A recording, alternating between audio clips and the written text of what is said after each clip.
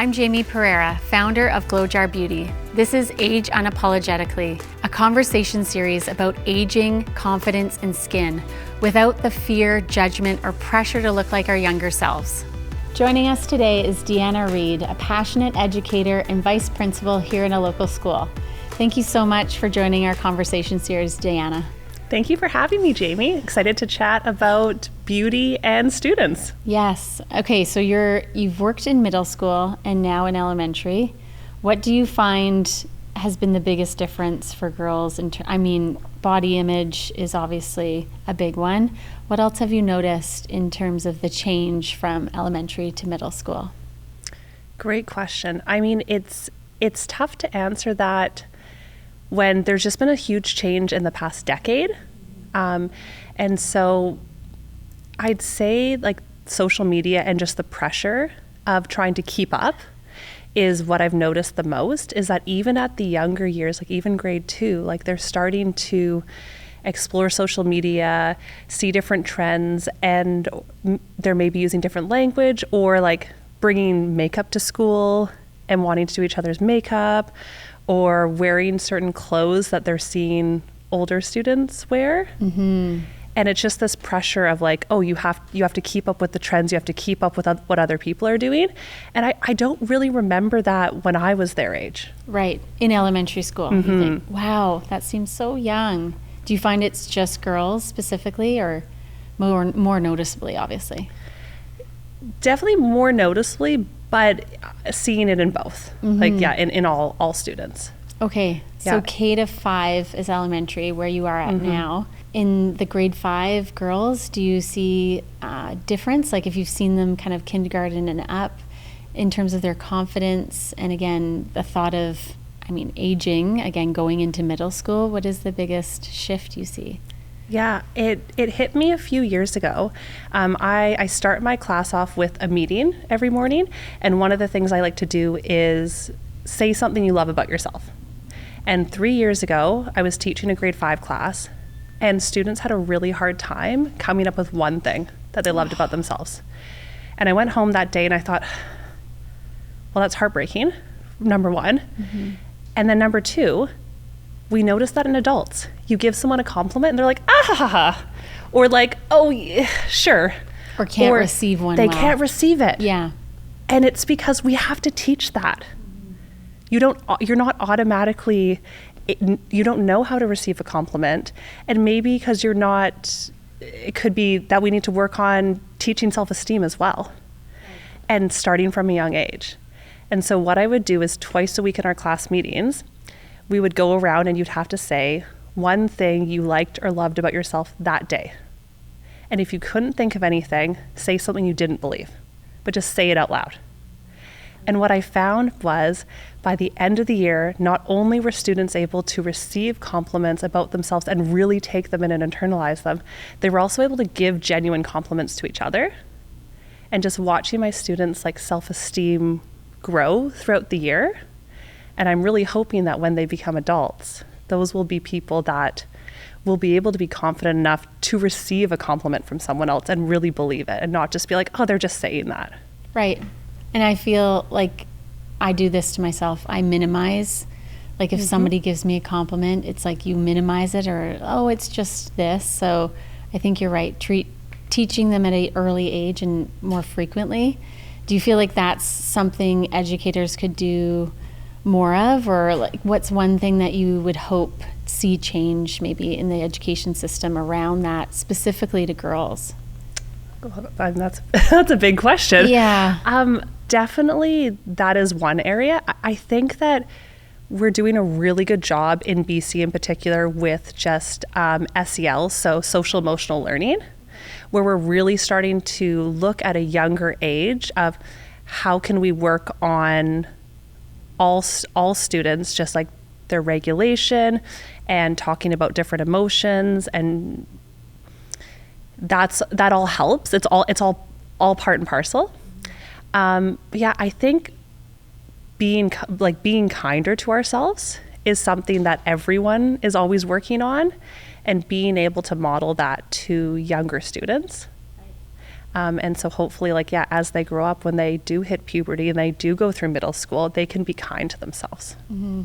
What do you find in middle school is the biggest shift from those grade 5s going into middle school? What's the hardest for girls specifically in terms of like body image, social media, all the things? We all know that they're not helpful, but what else can we do other than, keep them away from it, or schools banning cell phones, which I believe we aren't allowed here in BC. So that's right. Yeah, that's something that came into effect this year, that cell phones are not allowed on school premise, or you're not allowed to be using them. It is a little different district to district, but they should not be used. I think it goes back to, again, just that pressure, the pressure to keep up, as well as the pressure that thinking everyone is watching you and everyone is noticing like everything you're doing, and if you're not keeping up with this trend or you're not doing that, versus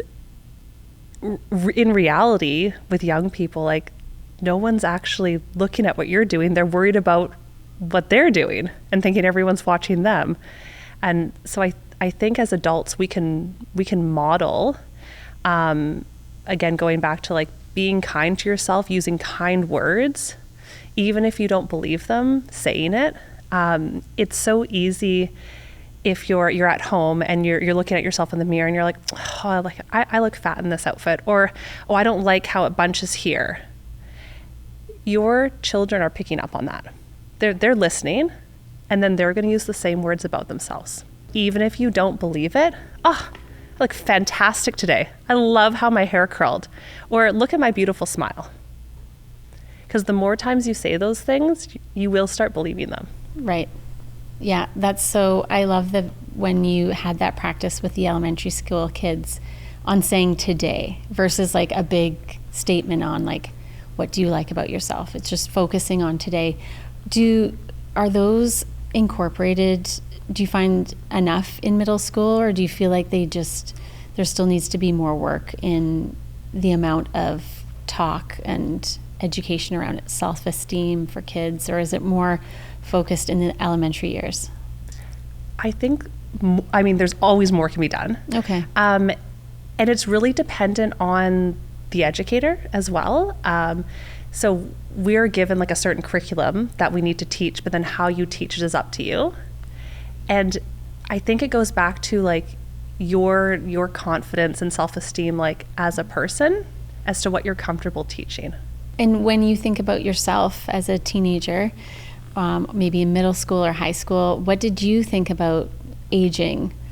Was it something you feared, or again, different landscape? We didn't have, depending on your age, you didn't have maybe a cell phone or social media in your hands all the time. Yeah, it's a great question. Yes, social media wasn't around till I was in high school. And I didn't have a cell phone till high school, and it was a flip phone. So I think it's so hard to put yourself in the situation of young people today, just because we didn't have any of those outside pressures. I definitely remember like dabbling in makeup a little bit in middle school, having like that blue eye, sparkly eyeshadow. But it wasn't really that important to me to dress like how my friends were. I was pretty sporty, so I kind of mostly wore like sporty outfits. Yeah, it was, I do remember a bit kind of getting closer to like grade 12 and like thinking about what people are wearing for grad and stuff like that, and trying to be a little bit trendier, but it wasn't a big pressure. Like you didn't feel really pressure to, okay. Mm-hmm. And aging, the thought of aging, maybe when you're in your 20s, did you think about, or even now looking at it, you're pregnant now, and how do you look at aging? Yeah, it's definitely, my perspective has changed from my 20s to now my 30s. In my 20s, I found like I wasn't very kind to myself when it comes to like a self-care like ritual, and I was using kind of less expensive products that I thought would be like a quick fix for acne or things like that. And then now kind of being in my 30s, it's more of like that long game of like, okay, like what are things that really nourish my skin? And it's not necessarily just like your beauty routine, but it's also making sure you're drinking enough water. And are you eating the right things? I love wearing SPF every day. That's something I only started doing in my 30s. And having like a night routine and a morning routine. I used to wear a bit of makeup in my 20s, and now in my 30s, and being a leader of a school, I don't wear any makeup, other than chapstick. Nice. And then my usual like SPF, and I put like a vitamin C, and that's it. Yeah, like a minimalist routine. Yeah. I feel like I feel confident in my skin, like going out and working with young people and just showing like, this is Miss Reid. I do get students saying like, oh, like you're so beautiful, you look so pretty, Miss Reid. And I do struggle sometimes with like, what is a good response to that? Mm-hmm. Because really like that shouldn't be the focus. I hear you. I've felt that way too, where you want to quickly shift the conversation, but also, is that helping? Like, how do I have the proper response? So yeah. Away from always the aesthetic. Mm-hmm. But I love that you have a routine that feels good to you, and it's more about nourishing and kind of thinking whole body about your routine. And it seems like as we get better with age, we almost peel the layers back, right? Like you can still enjoy makeup, of course, but you feel more beautiful almost in your natural state. So I know you've done workshops with middle school students around body image. I'd love to hear about kind of your experience doing that and the impact it's had on you. Yeah. So I wish I could do them more often. Now being a vice principal, I unfortunately don't really have any time to do it. But when I was a classroom teacher, I was able to pop into middle schools and provide these workshops. And so what I would try and do is teach students about Photoshop and like the media influence behind ads, because it's not just like a product that companies are selling. It's much more than that. Like it's a lifestyle, and just like what has been done to the model as far as like hair and makeup and lighting. And I would have them like guess what product and what they're actually trying to sell behind the product. And at the end, I'd reveal that they were all images of me. And it would be similar to your face there, where the kids' mouths would like drop to the ground, like no, that's not you. Like, how could that be you, Miss Reid? Like, you were in front of us and you don't look anything like that. Like, that's the point. Mm-hmm. Yeah, you're right. As soon as my hair and makeup's been done, as soon as that lighting and the Photoshop and all that stuff, it's not a person anymore. It's an image. And how can we, like as a society, try and measure up to that when you're seeing the real person in front of you and it's nothing like that image? Yeah, that's powerful, because it reminds me of the Dove beauty campaign 10 years ago, which was, the first time we really got to see how things are changed in editorial and how things are photoshopped, right? So, and you're right, you hit the nail on the head where it's a business, right? They are selling something. So again, they don't really think about that piece of it too. So there's so many different layers. And what about any moments that kind of like made you pull back, hold back the tears with girls? I'm sure sharing some pretty emotional about body image, which is already really hard for middle school students. I think one of my favorite moments, and it would happen almost every time I would do a workshop, was when we would just talk about like what the media standards are for beauty. And I'd have kids be like, well, that's not right. Like, who could fit into that mold? And I love just their honesty, and that at that point it's like, okay, great. Like, you haven't been like tainted by media yet. You haven't yet. Yay, there's still a chance. Yeah, keep that spirit. Exactly. That you're offended. Like, you think this is so wrong that this is what the media is trying to make us fit within. Yeah. Oh, that's good. That's positive. I think I am always more impressed versus worried when I do actually connect with younger generation, because I'm like, okay, I thought it was like we had no hope. They were all going to just, right, turn into these crazy little consumers. But I think we're getting into a spot where people are, having better community around them. And again, those positive messages. So thank you for that. How would you like to see women talk about aging in 10 years? I think kind of going back to some things we've already talked about is that I'd like them to think of it positively, that it's maybe more of a badge of honor than like something that you're dreading or something you're trying to stop. Some of my friends are starting to get into like Botox and, mini facelifts and things like that. And we're in our 30s.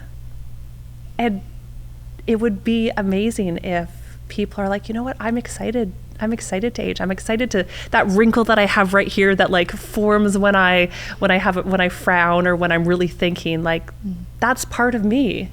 And that's really cool. I'd love for people to just be more positive. And again, going back to like kind to yourself. It's okay to have wrinkles. It's okay to have smile lines. That actually just shows like what an amazing life you've lived. So what does aging unapologetically mean to you personally?